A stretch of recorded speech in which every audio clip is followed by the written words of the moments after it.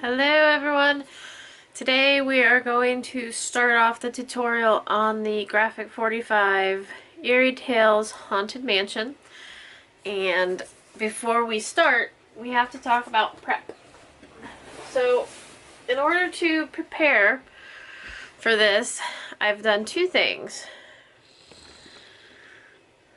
We have these templates that are available on my blog, and it is www.scrappingposh.blogspot.com. Go to the free downloads. Right now it's the first thing on there because it posts earliest to latest. So as of today, it's the first thing on there. If you don't see a picture of the Haunted Mansion, scroll down until you find it. Underneath the Haunted Mansion, there are two options. One is the studio cut file for the cameo silhouette, which if you have a cameo, you can cut everything you see here on your cameo for the cardstock version. Once I get into the actual step-by-step tutorial, you'll see that you have to cut the chipboard by hand unless you've figured out how to cut it on your cameo. So that's the first option. When it's on Google Drive, so I think you need a Google Drive account to do it, but it is a shareable link. If you click on that link, it'll ask you if you want to download it, and that is a studio file. So when you click on the link, or when you copy and paste it into your browser, you won't be able to view it because it's a non-viewable file unless you have the Cameo software.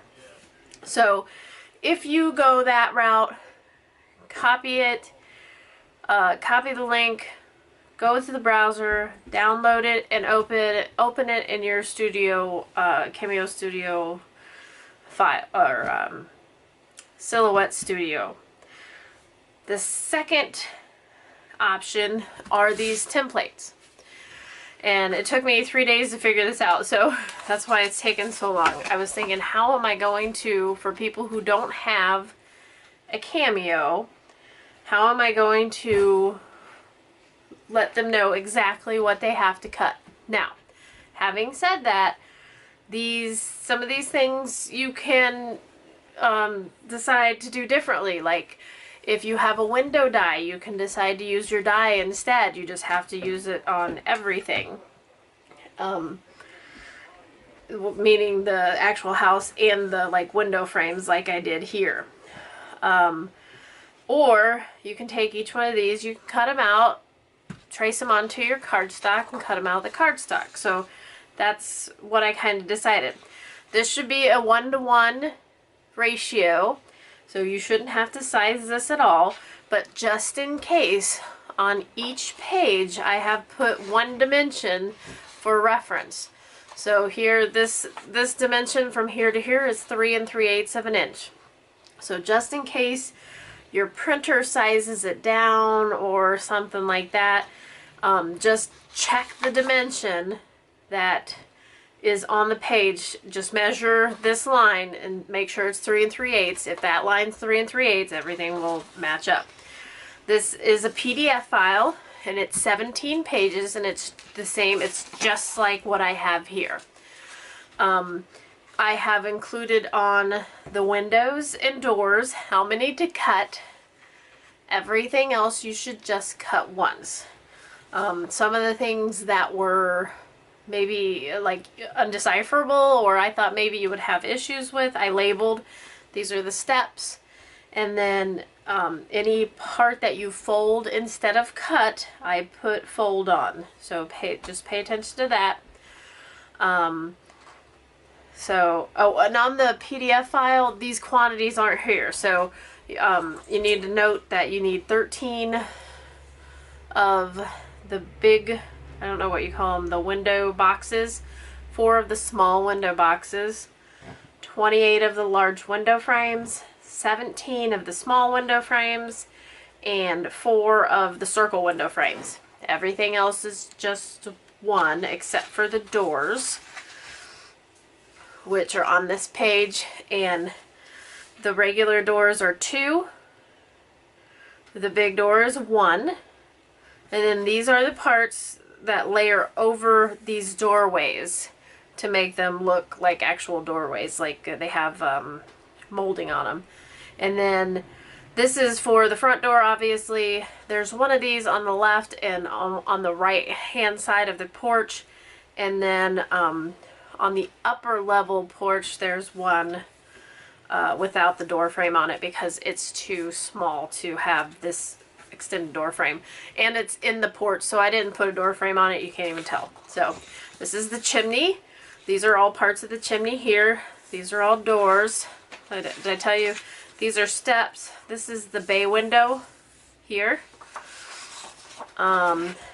This is part of the roof. Now, if you want, you don't have to do this swoop.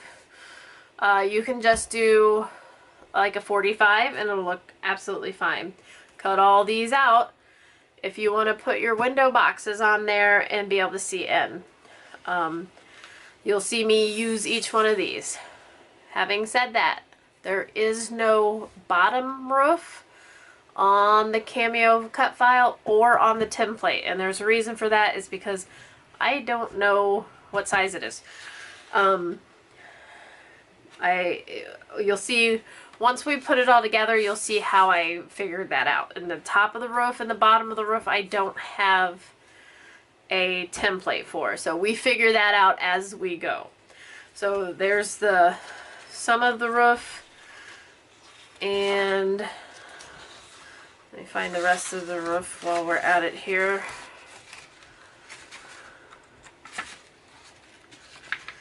Here is the rest of the roof, and this is half or a piece of the back. Actually, you'll see when we put it together, but these 2 pieces end up going together. Here, they splice right in the middle. And then these here are the porch tops and bottoms, which I labeled. And then let's find the porch. Oh, hang on, more roof. There's the roof for the tower, and then the rest of the roof. That's it for the roof. And then here is the porch. And you can totally simplify this. You do not have to make these swoopy things. There is a fold line in here. You can make this porch however you want. You don't even have to put the porch on. If you don't want a porch, don't put the porch on. You can leave the doors off that side. So that's an option for you. You don't have to put this on. This is the top of the tower. So the 2 windows in the front, and then these. And then this is the bottom of the tower, and this is where your bay window goes. And then this is your main entry wall.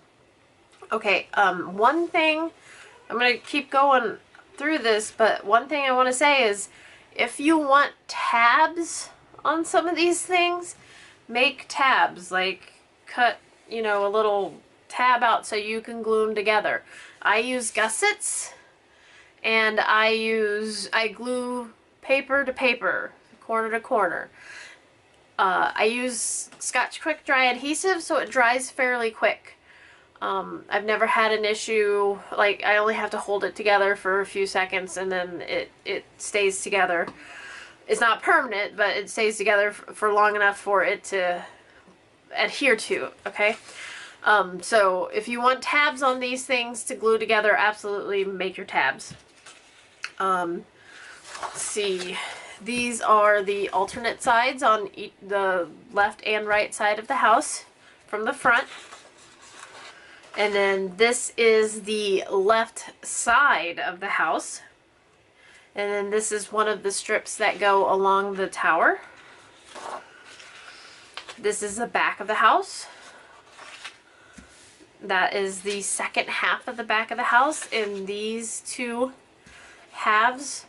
You see I have a cut line here and a cut line here. It's because these two adhere to the house and then these hinge. So just this middle section folds out. That's why we cut top and bottom, and you have these adhering to the house and these are hinged. This is the right side of the house and another strip for the tower, and this is where the porch goes, which is why you have two doorways. If you don't want the porch, don't add the doorways. You can add an extra window or whatever you want. Floor 1 and floor 2, they go just like this. This is your tower. This is your front door, your left and right side. And then the inside wall, which is 5 3/4 by I think 8 something. Okay, so those are all the templates that you need. And like I said, download them on my blog, www.scrappingposh.blogspot.com.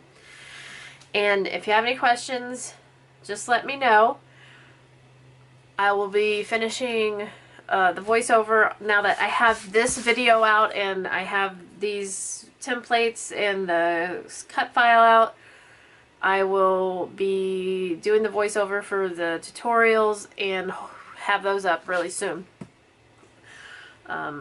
Maybe even tomorrow. So that's what you need to know. Oh, and the cut file, if you go the Cameo route, there's a couple extra parts, extra window frames, extra doors, I think. There's some decorations that I didn't use. It's nothing that caused me to use extra paper, just like pieces that kind of nested in with everything else. So thank you, everybody. Get ready for your project. I appreciate all your lovely comments, and if you have any questions, let me know. Thanks. Bye-bye.